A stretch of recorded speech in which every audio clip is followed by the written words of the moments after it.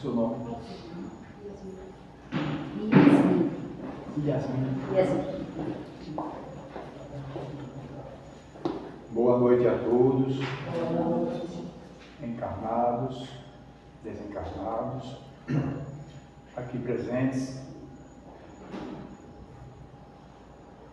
Que as graças de Deus se façam presentes nessa casa que é de oração, casa de cura, hospital. Aqui eu costumo dizer que também é um aeroporto, já que muitos pousam, muitos aterrissam e outros decolam, né? Irmãos nossos desencarnados. E possamos desejar para todos nós uma noite maravilhosa, de bons ventos, de boa comunicação e de uma relação com o alto mais proveitosa possível.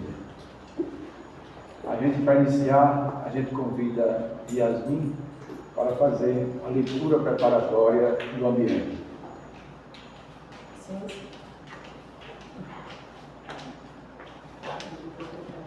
Boa noite a todos.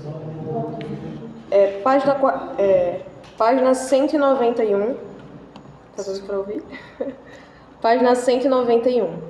Somos de Deus. João 4, versículo 6. Não nos é fácil desvencilharmos dos laços que nos imantam aos círculos menos elevados da vida, aos quais ainda pertencemos. Apesar da nossa origem divina, 1000 obstáculos nos prendem à ideia de separação da paternidade celeste. Cega-nos o orgulho para a universalidade da vida. O egoísmo encarcerará nos nossos corações.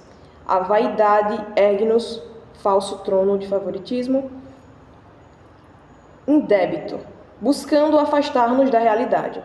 A ambição inferior precipita-nos em abismo de fantasia destruidora. A revolta forma tempestade de ódio sobre as nossas cabeças. A ansiedade nos fere o ser e julgamos nesses velhos conflitos de sentimentos que pertencemos ao corpo físico, ao preconceito e à convenção humana. Quando todo o patrimônio material que nos circunda representa empréstimo de força e possibilidade para descobrir que nós mesmos, enriquecendo o nosso próprio valor, muitas vezes. Na maioria das vezes, demoramos-nos no sombrio cárcere da separação, distraídos, enganados, cegos. Contudo, a vida continua, segura e forte, semeando luz e oportunidade para que não nos faltem o fruto da experiência. Pouco a pouco, o trabalho e a dor, a enfermidade e a morte contemplam-nos a reconsiderar os caminhos percorridos, impelindo-nos a mente para as zonas mais altas. Não desprezes, pois, esses admiráveis companheiros de jornada humana, por enquanto, quase sempre em más companhias, chegamos a compreender quem somos e quem é Deus.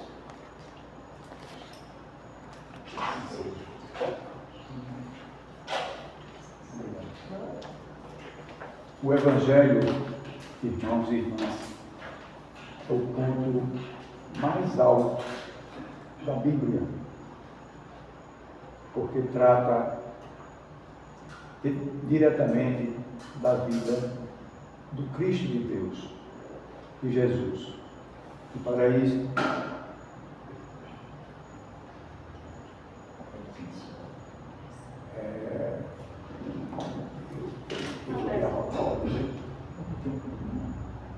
por isso convido Joelma para fazer.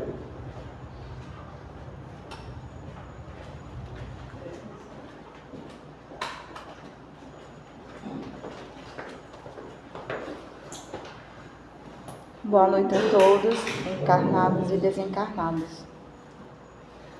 Mentalizando a imagem da lua, por sinal está muito linda. Agradecemos ao seu Criador, nosso Deus maior, pelo dia de hoje, por estarmos aqui reunidos para mais um aprendizado na nossa jornada. Que Jesus nos intua a prática do bem, da caridade, do amor ao próximo. Que Maria Santíssima, com seu abraço de mãe, esteja sempre conosco, nos auxiliando.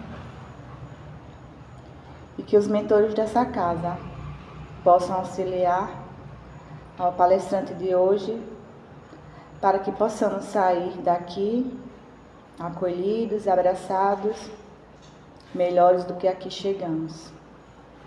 Que tenhamos uma noite tranquila, de paz, e quando o sol chegar, que tenhamos um dia maravilhoso, de esperança, de fé, de perseverança, de amor para conosco e para com o próximo.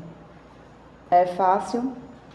Não é, mas que possamos ter fé, porque a nossa caminhada não é fácil, e Jesus falou que não será fácil, mas que Ele sempre estará conosco. Obrigada, Jesus, hoje e sempre.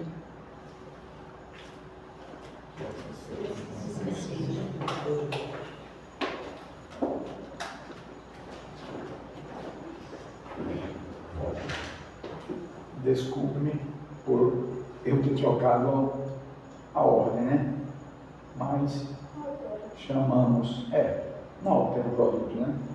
Convidamos a Glaí para a leitura do Evangelho.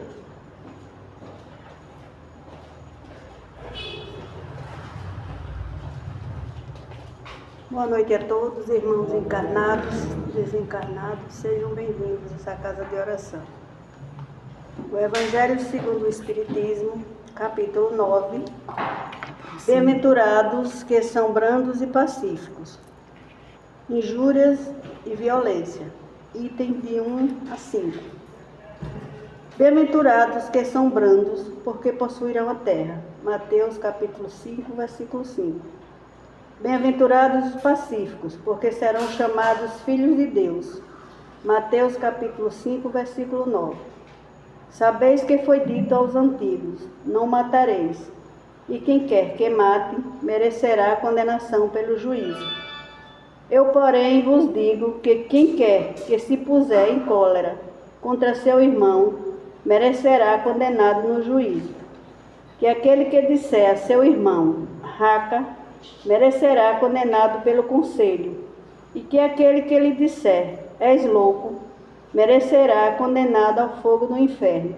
Mateus capítulo 5, versículo 21 e 22. Por estas máximas, Jesus faz da brandura, da moderação, da mansuetude, da afabilidade e da paciência uma lei. Condena, por conseguinte, a violência, a cólera e até toda expressão descortês de que alguém possa usar para com seus semelhantes. Raca, entre os hebreus, era um termo desdenhoso que significava homem que não vale nada, e se pronunciava cuspindo e virando pelo lado a cabeça. Vai mesmo mais longe, pois que ameaça com o fogo do inferno aquele que disser a seu irmão, és louco. Evidente se torna que aqui, como em todas circunstâncias, a intenção agrava ou atenua a falta, mas em quem pode uma simples palavra revestir-se de uma tanta gravidade que mereça tão severa reprovação? É que toda palavra ofensiva exprime um sentimento contrário à lei de amor e da caridade, que deve presidir às relações entre os homens e manter entre eles a concórdia e a união. é que constitui um golpe deferido na benevolência recíproca e na fraternidade. É que entretém o ódio e a animosidade. É, enfim, que depois da humanidade para com Deus, a caridade para com o próximo é a lei primeira de todo cristão. O que queria Jesus dizer por estas palavras? Bem-aventurados que são brandos, porque possuirão a terra.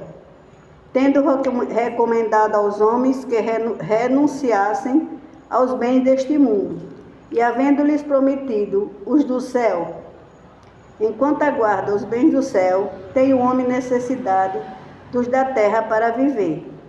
Apenas o que ele lhe recomenda é que não ligue a estes últimos mais importância do que aos primeiros. Por aquelas palavras quis dizer que até agora os bens da terra são assabancados pelos violentos, em prejuízo dos que são brandos e pacíficos, que a estes falta muitas vezes o necessário, ao passo que outros têm o supérfluo.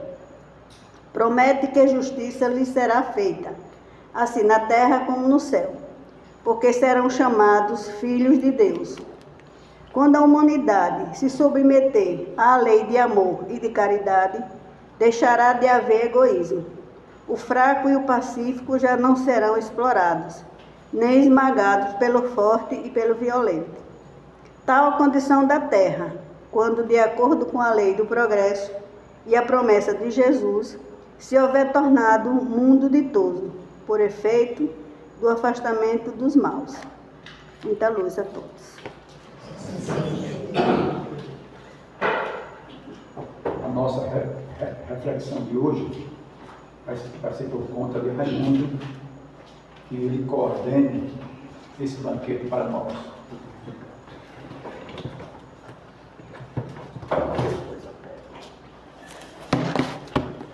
Gente, deixa eu primeiro ligar aqui esses ventiladores, porque está quente, né?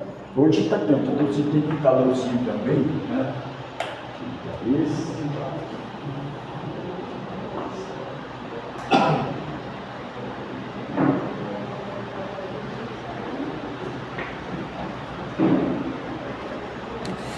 Então, boa noite a todos.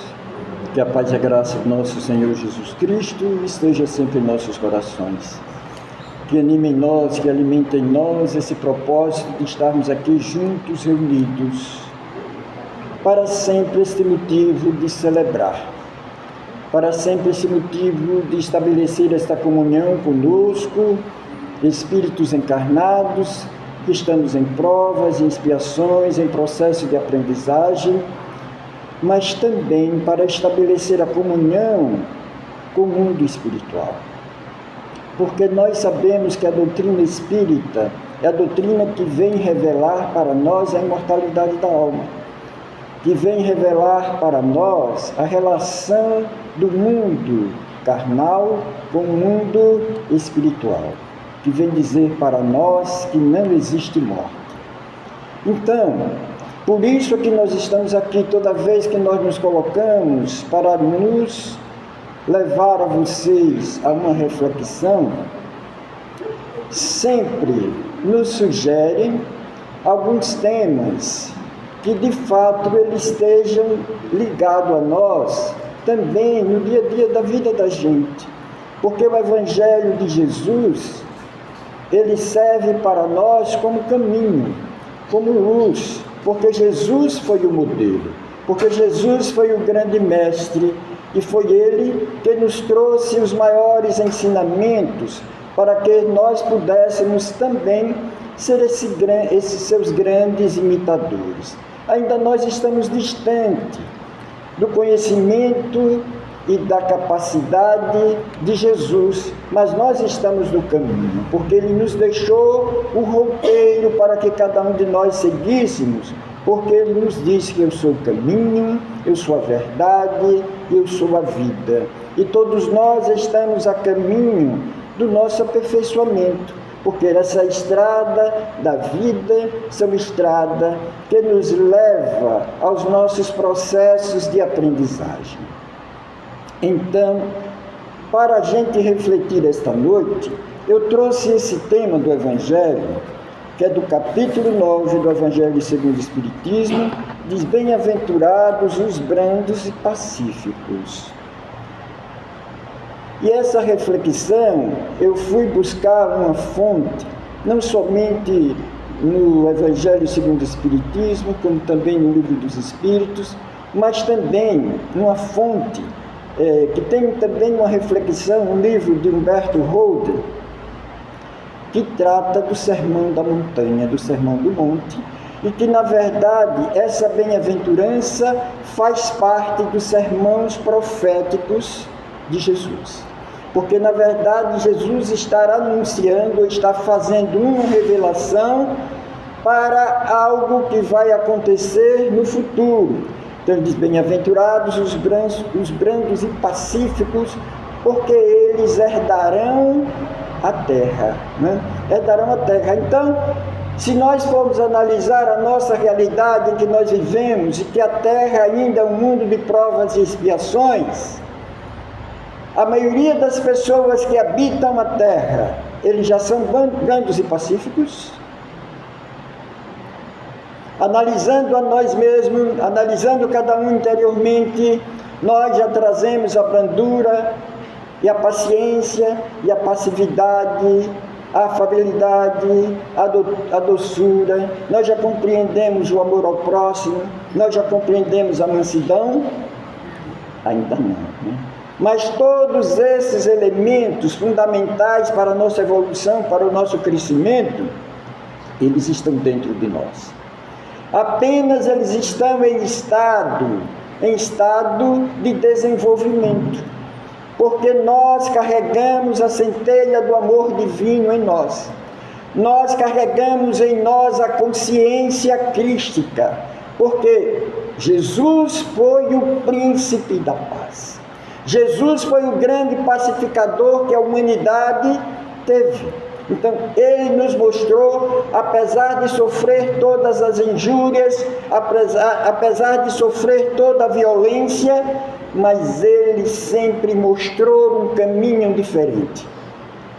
Ele sempre mostrou o caminho do amor, da ternura, da compreensão, do entendimento, da bondade, da misericórdia, da compaixão para com todos aqueles, porque eles sabiam que todos aqueles que estavam agora vivendo aquelas experiências na terra, e assim mesmo cada um de nós que estamos vivendo nossas experiências na terra, nós estamos em processo de aprendizagem.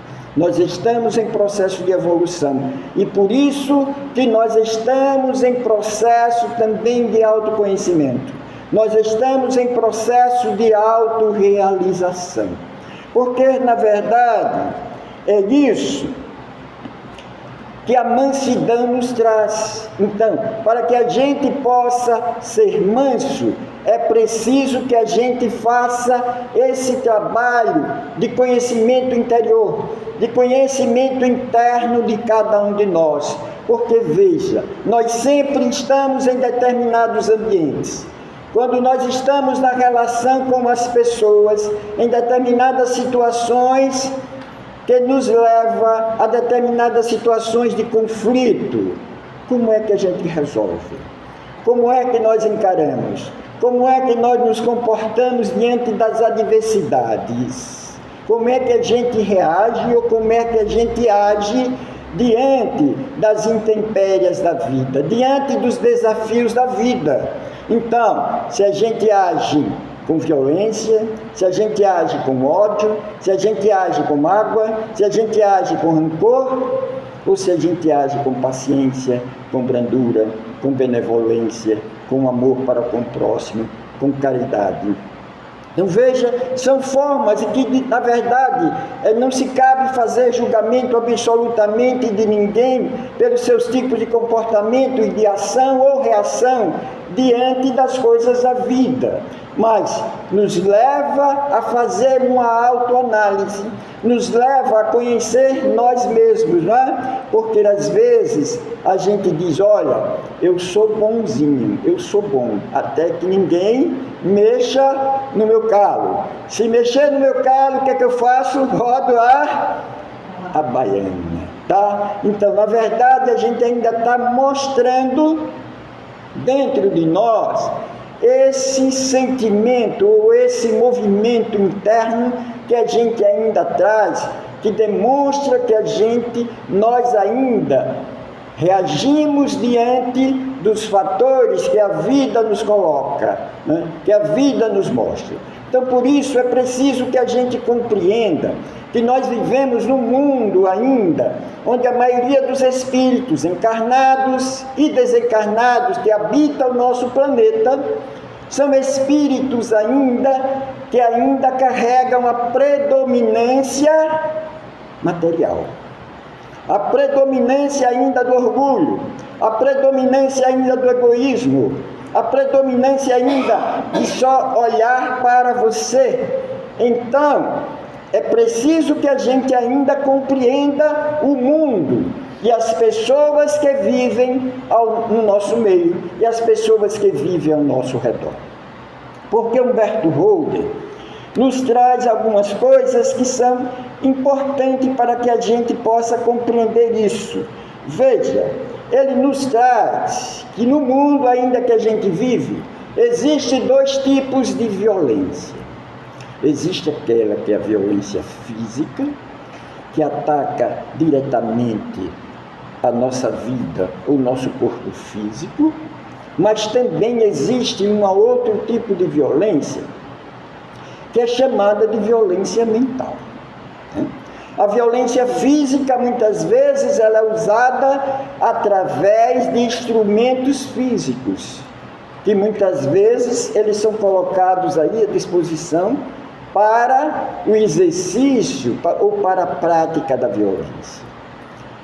E que muitas vezes nós conhecemos a violência física, mas também existe uma outra violência muito mais poderosa do que a violência física, que é a violência mental. Porque a violência mental, muitas vezes, ela não deixa de ser tão letal quanto a violência física. Ela deixa muito mais sequelas e atinge muito mais pessoas do que a violência material. Veja, na história da Bíblia, a gente tem uma figura que representou essa violência mental. Essa figura que representou essa violência mental foi Moisés. Veja, os hebreus sofriam a opressão dos egípcios, sofriam a opressão dos faraós. Mas Moisés, chamado por Javé, para poder liderar o povo, ou libertar o povo da escravidão, do jugo do faraó, ele foi chamado para esse processo de libertação. Mas ele sabia que ele não tinha as armas materiais para poder fazer uma guerra de enfrentamento contra os fariseus, contra o faraó, né? Contra os hebreus. Então ele não podia, ele não tinha isso materialmente. O que ele usou? A guerra, a violência mental. Então, através da violência mental, porque Moisés era um médio de efeito físico. A gente vê, quando a gente vai assistir um filme, né? Quando a gente lê a Bíblia, está lá que ele provoca alguns fenômenos de efeito físico. Ele transforma uma serpente em um cajado, né? Ele abre o Rio Vermelho para a passagem do povo hebreu. Então, ele tinha o domínio sobre determinados fenômenos da natureza. Então Moisés era considerado um mago da violência mental. Então, por isso, veja o que foi que Moisés utilizou contra o faraó ou contra os egípcios? As 10 pragas. As 10 pragas foi muito mais eficaz do que as guerras que o faraó promovia. E por último, qual foi a praga maior? A morte dos primogênitos. Violência mental, que está lá, está escrita na Bíblia. E muitas vezes a gente nem considera isso como se fosse uma violência mental. E será que nós também, veja, e essa violência mental ainda tem um outro fator, porque essa violência mental faz com que a gente se conecte, ou Moisés se conectava com o plano astral inferior. Porque nós sabemos que na natureza também tem os espíritos que comandam os fenômenos da natureza. Porque nada está sem ordem, nada está sem ordenamento. Então existem também esses espíritos que comandam os fenômenos da natureza. Mas será que no dia da gente também a gente usa, muitas vezes de forma inconsciente ou de forma consciente, a violência mental? Eu acho que às vezes a gente usa, não é? Quando a gente, por exemplo, se apaixona por alguém que já tem um relacionamento, que é casado. Aí às vezes a gente vai, procura uma rezadora, procura o terreiro, diz: eu quero esse homem para mim, não é? O que é que você está usando? A violência mental. Você está usando a violência mental. Fulano é meu inimigo, eu quero acabar com ele. Aí o que é que eu faço? Às vezes pega o animal, um sapinho, diz: vou botar o nome na boca do sapo e vou amarrar. Não é? Ainda a violência mental que nós carregamos da onde?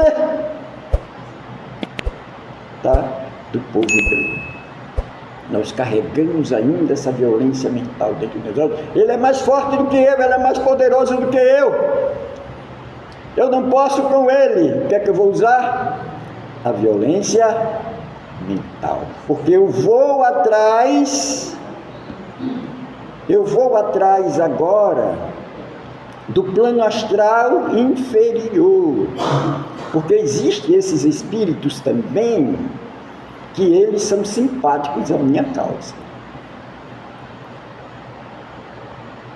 E eles vão também acolher os meus pedidos. Claro que isso não deixa de ser uma violência, mas é uma violência também, que muitas vezes é comumente a gente usar, porque o pensamento, ele tem força. O pensamento, ele tem força e ele age muito mais do que a gente imagina. Os nossos desejos, as nossas vontades, elas podem ser concretizadas através dos nossos pensamentos, e porque elas nos levam às nossas atitudes, elas nos levam aos nossos projetos, às nossas programações, e elas nos levam às nossas ações. Sejam elas boas ou sejam elas maléficas. E isso faz, e é os nossos pensamentos que faz com a gente, com que nós nos conectamos com o plano astral, que sintoniza e que são simpáticos também a nós. Então, por isso que nós somos sujeitos. Então, por isso que Jesus diz: olha, orai e vigiai. Estejam atentos a todas as coisas que estão ao nosso redor, a todas as coisas que estão em nosso meio. A gente não pode ficar nesse mundo que a gente vive, como diz, de cara para cima, ou de boca escancarada. É preciso que nós estejamos atentos. Porque nós estamos arrodeados de testemunhas, como Jesus diz, mas nós estamos arrodeados de afetos e desafetos. Não é? Nós estamos arrodeados. Claro que a gente não vai estar a vida toda desconfiando de todo mundo, porque isso também nos tira a paz, nos tira o sossego. Que a gente possa viver a nossa vida, mas o que é importante, o que é que nos protege contra os nossos desafetos? São as nossas boas intenções.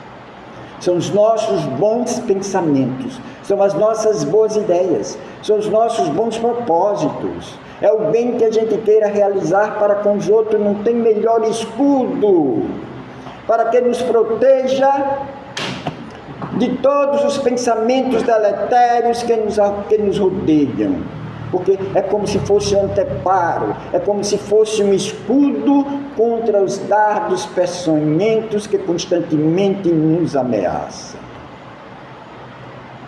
A gente sente a presença deles? Sim, nós sentimos. E quantas vezes nós nos sentimos vulneráveis diante dele? E quantas vezes, diante de todos esses pensamentos, às vezes nós dormimos bem, nos acordamos bem, mas no decorrer do dia, a gente sente uma pressão no peito, a gente sente uma ansiedade, a gente sente uma tristeza, a gente sente um vazio, a gente sente uma angústia que a gente não sabe de onde que vem isso. Eu dormi bem, eu me acordei bem. Porque nós somos vulneráveis. Porque nós estamos sujeitos às influências. Porque todos os pensamentos que são voltados e dirigidos para nós, eles chegam para nós, são direcionados para nós como forma de energia. E isso, de uma certa forma, nos afeta. Mas é preciso que a gente recomponha. Como é que a gente recompõe isso? Refazendo os nossos pensamentos, fazendo uma prece, pedindo socorro, pedindo ajuda dos nossos irmãos amigos espirituais. Porque a vida é esse constante desafio, porque a vida é essa constante luta. E porque São Paulo diz que nós precisamos realizar o verdadeiro combate. Porque o verdadeiro combate é esse combate conosco mesmo. É esse combate com a nossa consciência. É esse combate com a consciência crística que a gente carrega dentro de nós, mas a gente ainda traz dentro de nós as nossas imperfeições, as inclinações, os conteúdos ainda deletérios que a gente carrega em nós. Então, muitas vezes, por isso que é preciso trabalhar esses conteúdos dentro de nós. Não para que a gente possa afastá-lo, porque afastar não vai resolver o problema dos conteúdos internos que a gente traz. Mas a primeira coisa é aceitar. Que às vezes é as coisas mais difíceis que a gente tem de aceitar os nossos sentimentos internos que mais nos afetam. Às vezes a gente diz, eu sou isso, eu sou assim, isso está dentro de mim, isso faz parte de mim. Se esse pensamento for constante e for contínuo, faz. É seu. Agora, claro que encontra acolhida em outras mentes, encontra acolhida em mentes encarnadas e encontra acolhida em mentes desencarnadas, né? Por isso que às vezes a gente vai se aconselhar com determinada amiga, a gente expõe o amigo ou amiga, a gente vai expor o nosso problema e às vezes é um problema que muitas vezes são conteúdos ruins, que remete ódio, que remete violência, que remete muitas vezes desejo de vingança, e que o outro diz, faça isso mesmo. É isso mesmo que você tem que fazer.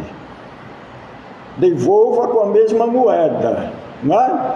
Então, estão nos ajudando a reforçar ainda o conteúdo interior que nós trazemos. Então, isso muitas vezes nos tira a paz. faz com que a gente perca essa característica da mansuetude, da brandura, porque a característica crística, divina que está dentro de nós, todos nós temos e carregamos ela. Só que muitas vezes, como nós ainda, as nossas tendências elas são muito inferiores, então a gente não dá vazão a elas. Porque, veja, é preciso que a gente compreenda. Para que a gente possa compreender, nós vivemos num mundo onde nós buscamos o ter. E essa busca desenfreada pelo ter, muitas vezes nos tira a paz. Muitas vezes nos tira o sossego. Muitas vezes nos leva a guerrear, porque cada vez mais nós queremos disputar com o outro. Porque nós vivemos um mundo de disputa, muitas vezes para quem quer ser o melhor, quem quer ser o maior. Então, de uma certa forma, a gente vê todos os outros que estão nesse nível de disputa como os nossos inimigos. Todos eles como sendo os nossos adversários. E isso nos tira a paz. E isso nos tira o sossego. E isso não faz com que a gente durma direito. Por isso que a maioria das pessoas, muitas vezes, tem que tomar remédio para dormir. Porque não está em paz consigo mesmo, nem estar em paz com todas as pessoas que estão no nosso meio, ao nosso alcance. Porque nós vivemos ainda no mundo da horizontalidade. E o mundo da horizontalidade é o mundo das quantidades. Quanto mais você tiver, quanto mais posse você tiver, quanto mais poder você tiver, quanto maior a sua conta bancária você tiver, não importa de que forma ou de que jeito você adquiriu todas essas coisas. Mas eu preciso ter poder, eu preciso ter quantidade, eu preciso usufruir de todas as coisas do ter, esquecendo a nossa verdadeira essência, porque tudo que for do ter vai ficar aqui. Vai ficar aqui no mundo. E se a gente desencarnar ainda com esse sentimento, nós vamos ficar ainda chumbado a eles aqui. Por isso a erraticidade está povoada de espíritos que desencarnaram, que ainda estão presos à materialidade. Claro, como o Evangelho disse, vamos negar a matéria? Não. Porque se Deus nos deu a oportunidade de reencarnar na Terra, na matéria, e fazer as experiências da matéria, porque a gente só aprende, porque a gente só educa espiritualmente, fazendo este processo de volta para a matéria. Porque é nela onde nós passamos pelas provas. E as provas mais difíceis não estão na vida espiritual. As provas mais difíceis que a gente tem que passar, elas estão justamente na vida material. Então é aqui que a gente vai elevar-se a mundos maiores, a mundos melhores. Então depende justamente dessas experiências que nós vamos fazer aqui na Terra. Então veja que nós estamos vivendo num mundo realmente das quantidades. E tanto que nós vivemos no mundo das quantidades, que ainda o necessário ainda faltam para a maioria das pessoas. A gente vive ainda num mundo que as pessoas ainda, e a maioria delas, sobrevivem abaixo daquilo que é necessário. Porque ainda vivem em nível de pobreza. Porque tudo isso revela para nós ainda o egoísmo, o orgulho, a vaidade que prevalece ainda no coração dos homens. Mas é preciso que para que a gente possa de fato construir um ser espiritual, é preciso que a gente alimente o eu interno, é preciso que a gente alimente o eu superior, que nós carregamos dentro de nós. Como Jung nos dizia, é preciso que a gente alimente o nosso self. porque aí está a nossa vida mental. Porque é a nossa vida mental, é a vida do Espírito, é a vida da essência, é a vida do ser, o qual Deus nos criou. E aí é onde se estabelece e nós vamos construindo a nossa consciência daquilo que cada um deve fazer aqui na Terra para o nosso crescimento, para a nossa evolução, para o nosso progresso, para o nosso bem-estar. Então, por isso, é preciso que a gente compreendamos essas coisas. Porque, veja, ele diz, bem-aventurados os brandos, os mansos e pacíficos, porque herdarão a terra. Então, porque também nós estamos vivendo agora, e a espiritualidade está dizendo, que nós estamos vivendo num mundo de transição, no mundo de passagem, de mundo de provas e expiações para o mundo de regeneração. E porque era Jesus que está dizendo que os mansos e os humildes habitarão a terra. Ou seja, o que ele está dizendo? A terra não será mais um planeta onde os violentos vão habitar. E para onde irão os violentos? Ou eles vão se transformar, ou eles vão fazer a modificação, ou eles vão fazer todo o processo de burilamento dessas imperfeições, ou o que é que vão acontecer com ele? O que é que os Espíritos estão nos dizendo? Que eles vão ser levados a planetas inferiores, a planetas onde está tendo as primeiras oportunidades, onde a existência dos seres primitivos, para que eles possam cooperar com a sua inteligência, ajudando aqueles povos que ainda estão na condição primitiva a desenvolver-se, a crescer, a evoluir. Mas todos eles, mesmo esses que ainda carregam a belicosidade, a violência, eles têm a chance de elevar-se. Porque Deus é de bondade, e é de amor, e é de misericórdia. Então, por isso que nós precisamos compreender isso. A terra se tornará mansa, ou possuirão a terra. Ou seja, terão a posse da terra.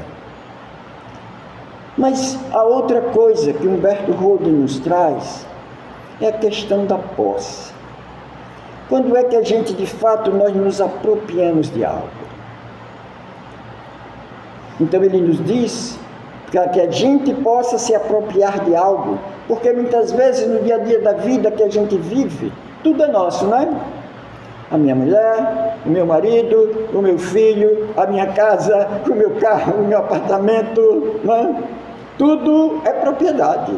Nós nos apossamos de tudo isso. Mas você já perguntou à sua mulher se ela permitiu a sua posse? Se há permissão da posse? Porque também, se você o possui, o que ela vai dizer também? Você é minha mulher, eu sou o seu marido. Né? Então, a posse, ela só é livre quando existe o consentimento do possuidor e do possuído. Existe consentimento, existe essa relação de troca, de bilateralidade. A posse não é unilateral. Por quê? Porque a posse nos remete também que nós somos seres inteligentes. Como o Evangelho, nesse mesmo Evangelho, diz obediência e resignação. O que é obediência? Obediência é o consentimento da razão. Por que muitas vezes a gente precisa ser obediente em algumas coisas? Porque a gente precisa obedecer determinadas regras na sociedade. Porque a gente precisa obedecer determinadas leis. Porque a gente precisa obedecer determinadas coisas da relação que a gente determina no nosso lar, na nossa casa. Porque ela é o consentimento. É você que consente, tá? Porque aquela regra, aquilo ali vai me ajudar a tornar o meu ambiente, o meu lar mais harmônico, mais organizado. mais tranquilo, mais sereno, não é? Porque quando ela não é uma imposição, ela é algo que sai da nossa racionalidade, da nossa consciência. Quando ela passa a ser imposição, você está oprimindo o outro, você está excluindo o outro, você está impondo sobre o outro, porque justamente, veja, e muitas vezes aí está o indício das violências. Porque a gente escraviza o outro, porque a gente oprime o outro, porque a gente quer o domínio sobre o outro, porque a gente quer o controle sobre o outro. E isso faz com que a gente tire a liberdade do outro, porque o outro também é um ser filho de Deus, que ele também tem liberdade. Então, muitas vezes, o que é que o Evangelho nos diz? Qual é a origem da falta de paz? Qual é a origem da violência? Qual é a origem do medo? Está, na maioria das vezes, nas injustiças.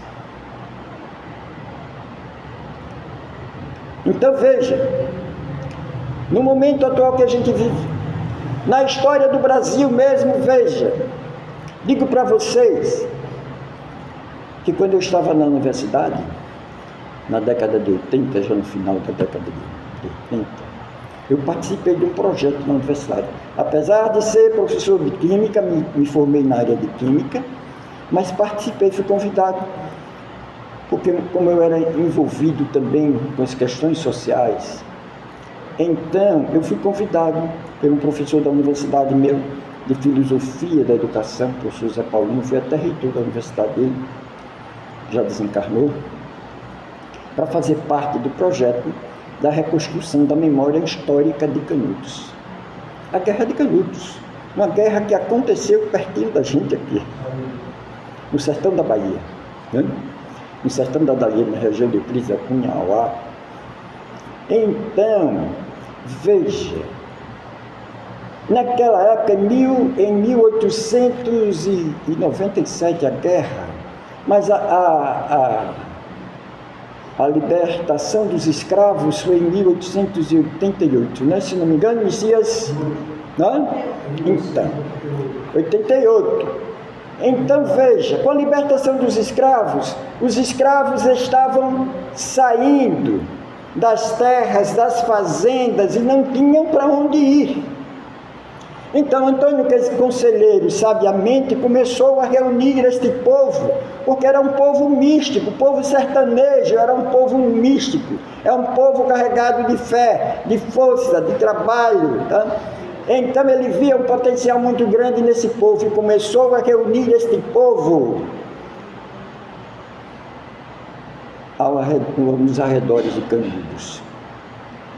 E ele conseguiu reunir 25 mil nordestinos que saíam dessas fazendas.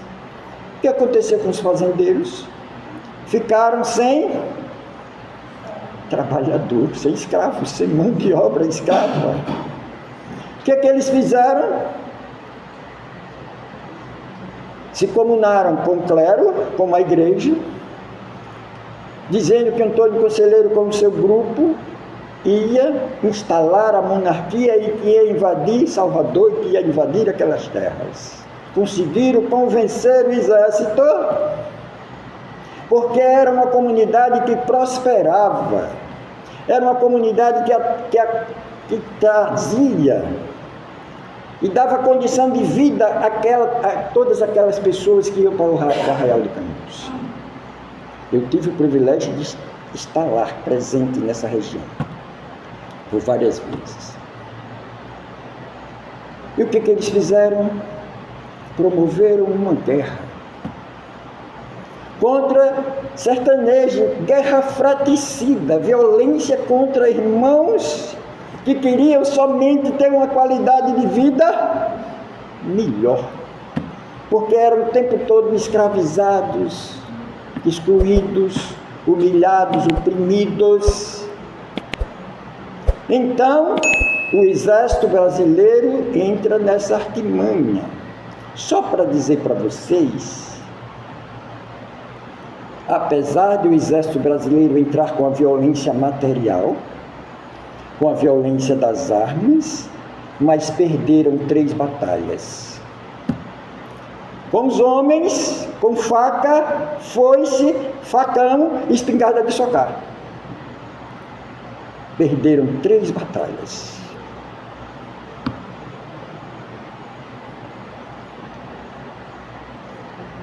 Venceram na 4ª batalha, porque aí eles trouxeram armamentos pesados. Armamento pesado. A destruição foi massa. Morreram mais de 20.000 nordestinos, com 5.000 soldados de baixa. 25.000 pessoas foram mortas. É quase uma população de 2.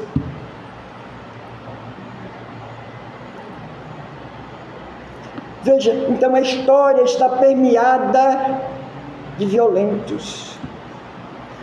E aí, recentemente, a gente viu como é a forma que se tratam cristão. E é isso que a gente precisa sempre estar batendo. Cristão não pode compactuar com nenhum tipo de violência. Porque, veja, são os mansos e os pacíficos que herdarão a terra.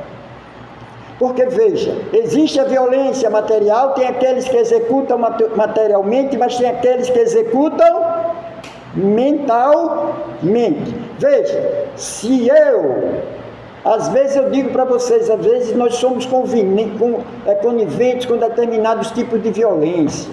Porque a gente diz, quando os soldados vão, policiais entram no morro, matam não sei quantos, e a gente diz, bem feito, a polícia deveria fazer isso mesmo. Você está vibrando, violência mental.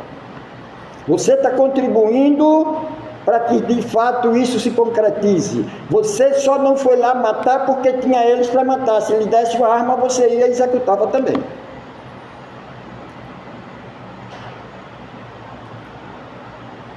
Porque também nós estamos, veja quantas pessoas da população estão nesse mesmo nível ainda. E que nós faltamos essa compreensão do Evangelho de Jesus, de sermos mansos e pacíficos.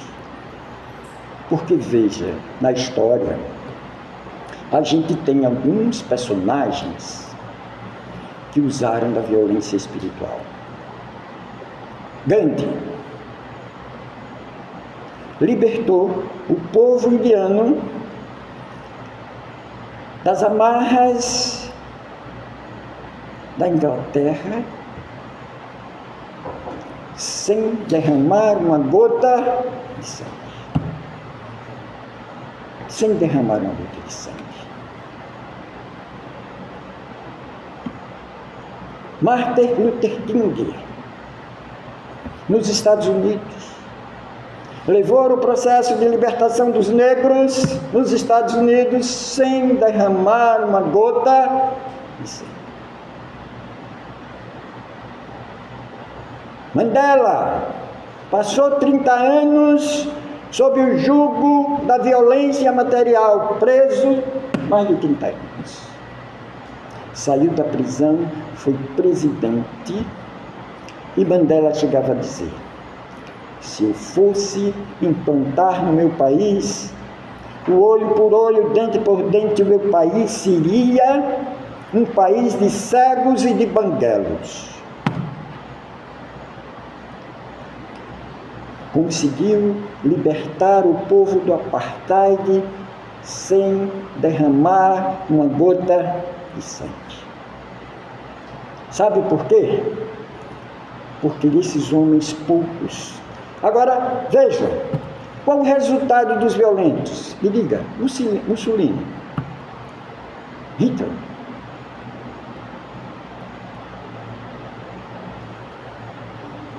Qual o resultado deles? Não foram bons. O resultado desses violentos não foram bons. Todos aqueles que promoveram as guerras e mataram, os resultados deles não são bons.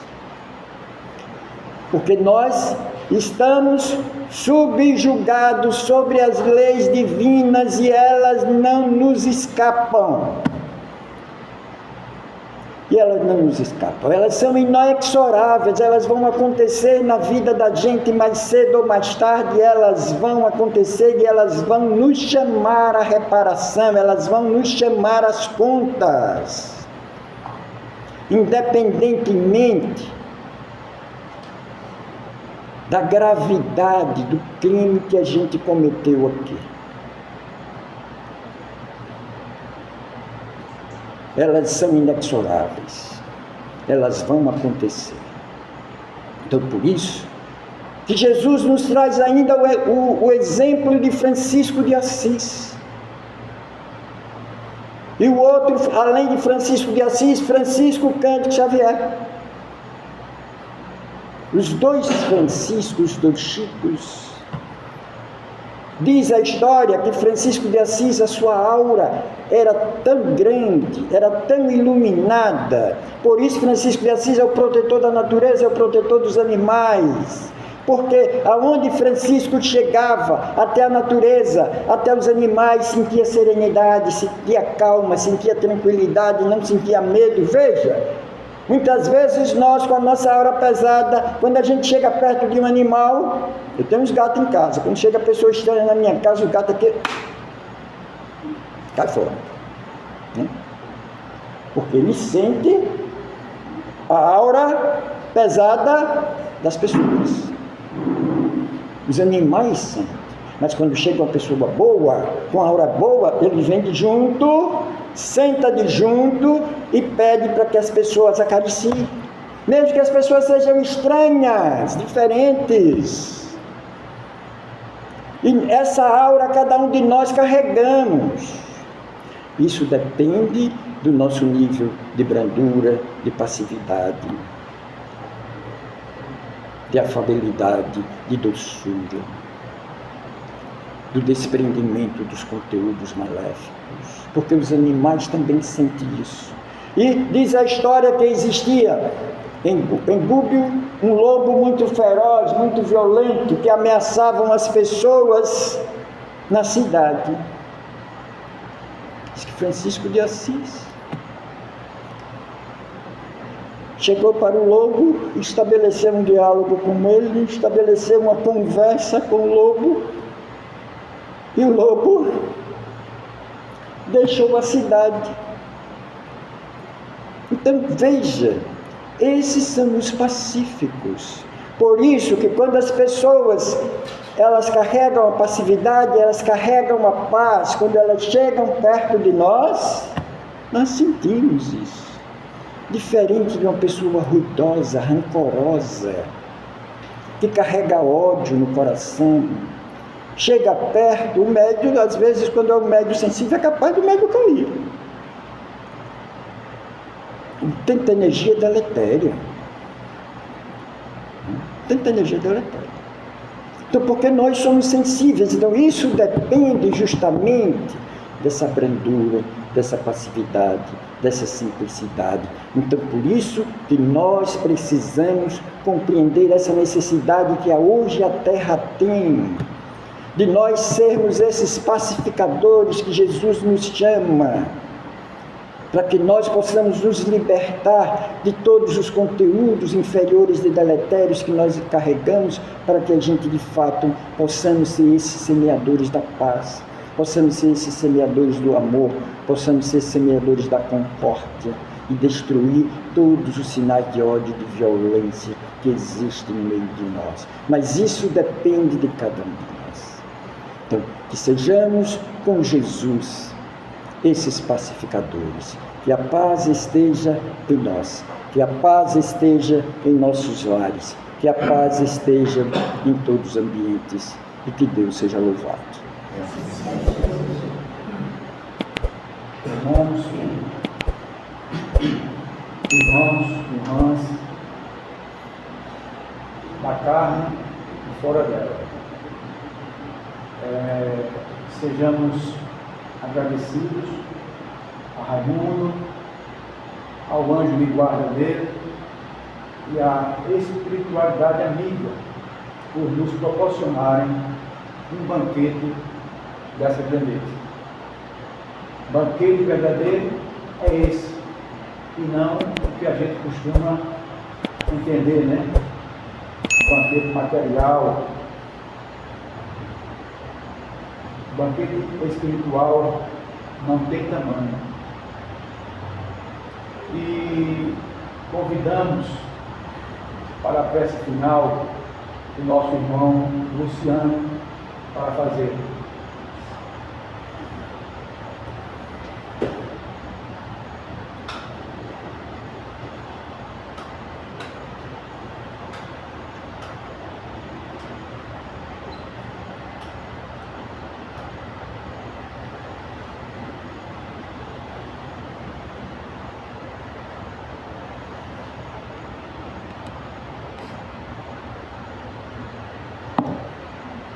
Boa noite a todos, irmãos encarnados e encarnadas, que aqui se encontram nesta casa de oração.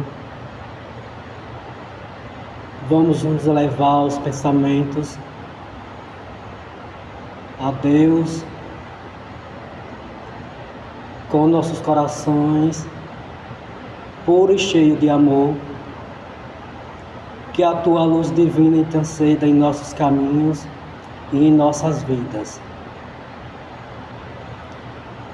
Que os mestres amigos de luz que nos acompanham desde nossa casa até aqui, que nos fortalece, que nos engrandece com o Teu divino amor, que a sabedoria do Mestre se conecte à nossa sabedoria maior, junto à espiritualidade amiga.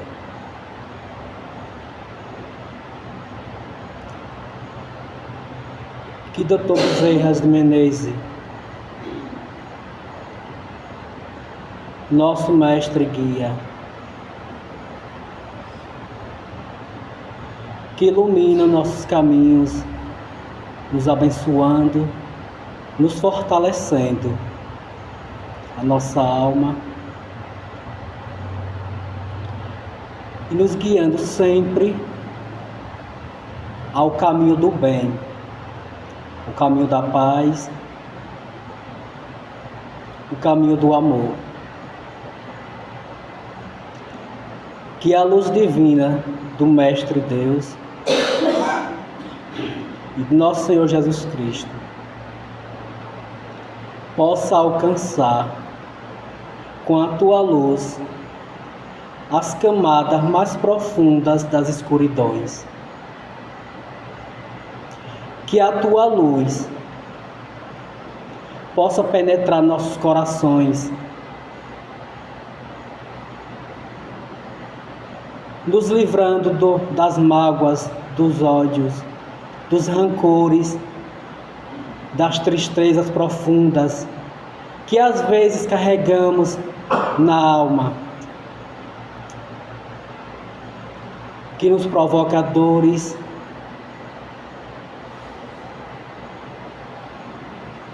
que nos provoca angústia. Mas sabemos que não estamos sós, porque nós temos Deus, nós temos Jesus, para nos momentos de aflições, nas suas maiores dores e agonia, é a quem clamamos ao Teu nome, em misericórdia, para que nos ablanda o nosso coração e encha de ternura, de paz e de amor. Que a Tua luz, Senhor, possa entrar em nossas casas, purificando nossos lares, afastando os obsessores, os inimigos.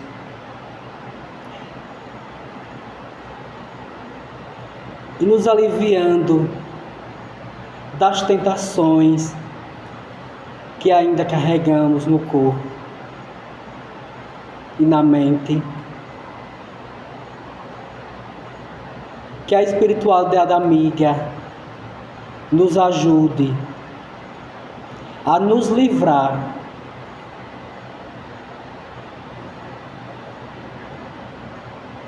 das tentações do dia a dia e nos libertando dos caminhos do mal.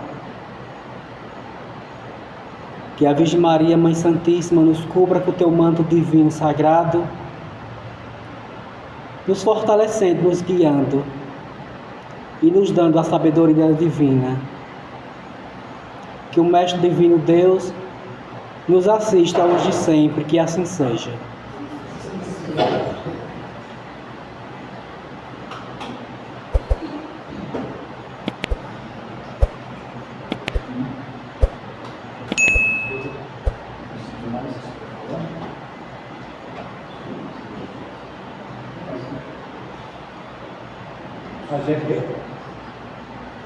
A gente reforça que às terças-feiras, no mesmo horário das quintas, às 19h30, nós temos estudo doutrinário aqui.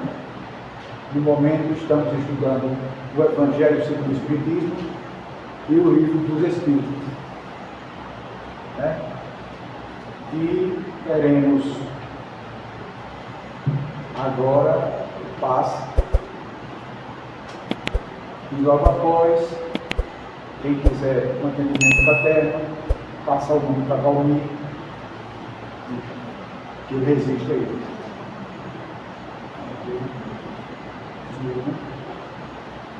Não sei.